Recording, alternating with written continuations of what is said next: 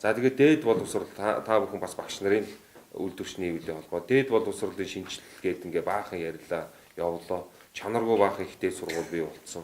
Ихтэй сургуулийн тоог цөөлнө. Одоогийн байдлаар хэд үлээ нөгөө магадлан хэмжлэгдээгүй 14 их сургууль ихтэй сургууль магадлан итгэмжлэгдээгүй одоо анх байгуулагдаад магадлан итгэмжлэгдээгүй үйл ажиллагаагаа явуулж байна. Монгол улсын нутаг дэвсгэр дээр яг адилхан магадлан итгэмжлэгдээд дээд боловсрол олгоо явах ёстой. Би өчигдөр магадлан итгэмжлийн төвийнхөнд өнөөдрөөс хойш ахиж нэг ч сургуулийн магадлан итгэмжлэх хүсэлт хүлээж авахгүй бөгөөд магадлан итгэмжлэхгүй. Хоёрдугаар магадлан итгэмжлэгдээгүй сургуулиудыг зарлана. Тэгээд олон нийтэд за энэ магадлан итгэмжлэгдээгүй сургууль хүүхдээ оруулах юм бол одоо магадлан итгэмжлэгдээгүй сургууль төгссөн хүүхдүүд чинь дараа нь ажлын байр маярн дээр бол одоо хэцүү шүү гэдэг юм аа сэрэмжлүүлэг юм аа явуулахаас өөр арга байна. Та бол дээд сургуулийнх уу тийм.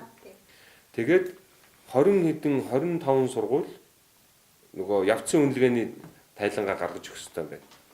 Тэрийг гаргаж байгаа гэдээ ингээ хугацаануудаа ингээ яваад байна. Тэрийг гаргаж өгөхгүй бол магадлан итгэмжлийн цуцлна.